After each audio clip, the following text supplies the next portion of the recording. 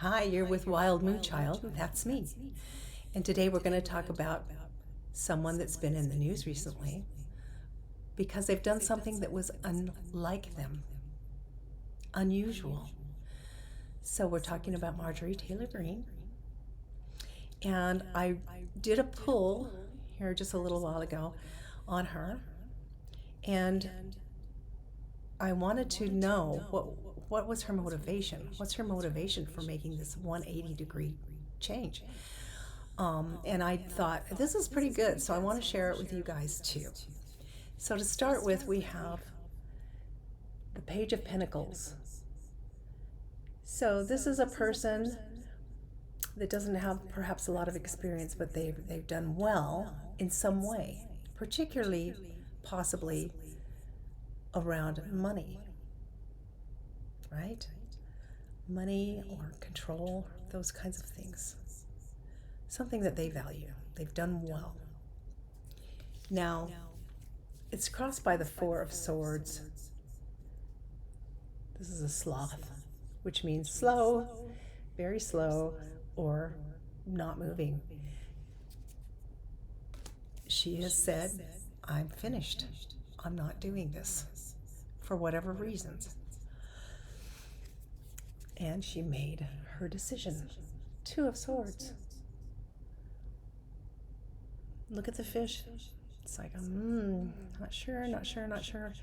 Okay, I'm going to make this decision. It was a hard decision for her. Next, we have the sun. Illumination. The sun's going to illuminate something around this.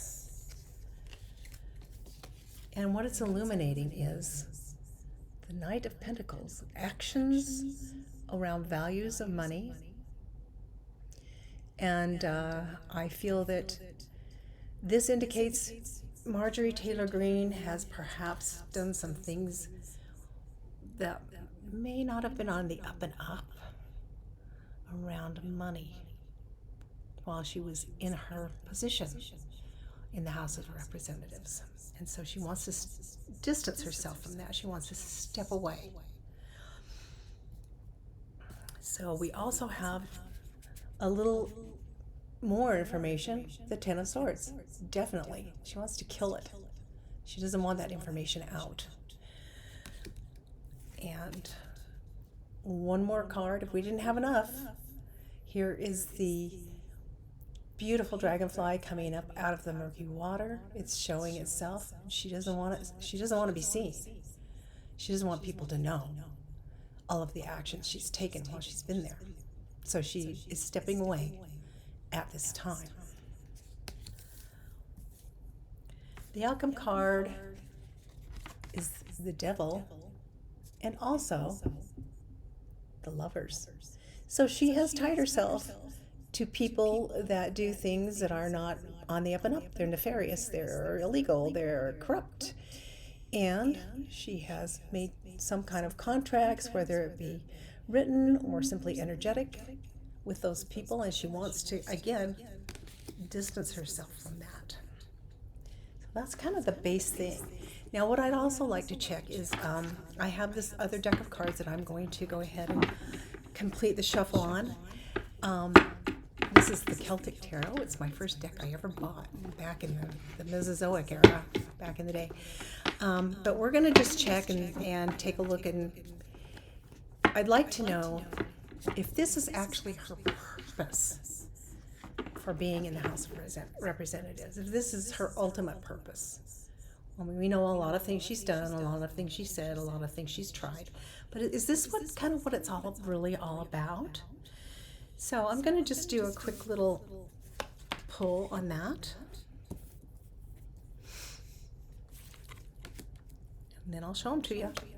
I don't have a lot of room here, so that's how it works. Let's see what we've got.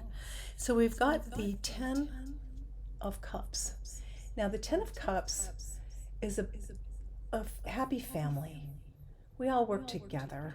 We're all part of the same team, and we enjoy being in each other's company. But I think that's ending for her now, and she's stirred up a lot. She's endured a lot. This is the Five of Swords. A lot of conflict, a lot of pain possibly, and now she's choosing to put down the sword, stop being the bully, and walk away. She's done this to herself, right? This is the Eight of Swords.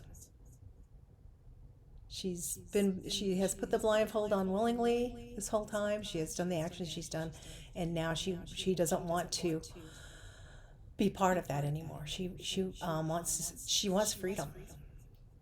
She wants freedom, and she's very concerned. She feels like she's wedged in. She's closed in. She can't get out. She doesn't have freedom to do what she wants and be herself because of how things are working in the house. And so she's ultimately, she's out of there. This is going to be quick, and she's going to step away. Now I'm going to pull a few more cards, because what I'd like to know is, will we be seeing her again? And in what capacity is she thinking, if so, of coming back?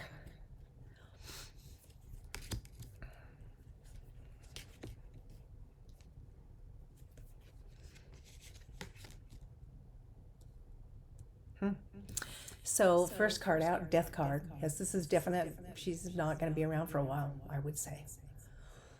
She's done. And what she's leaving behind is a lot of confusion. This is the Five of Rods. A lot of confusion and a lot of infighting. People don't know what they're going to do. Should we do that? Should we not do that? Should we stay in the house? What should we do? Which might have been the ultimate purpose of why she was there. Then we get the Knight of Pentacles again. A lot of it's about money. A lot of it's about money.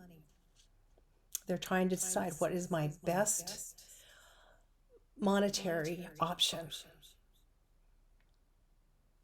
As did she. But if she's planning on coming back, she's keeping it under wraps for right now. She doesn't want anybody to know. So, there you go. That's that. Now, I also would like to share with you a little bit of her astrology, just real quickly. She is a Gemini. Her sun's in Gemini. And she actually has Mercury in Gemini, which rules Gemini. And Mercury and Gemini are all about communication. Written, verbal, you name it, communication.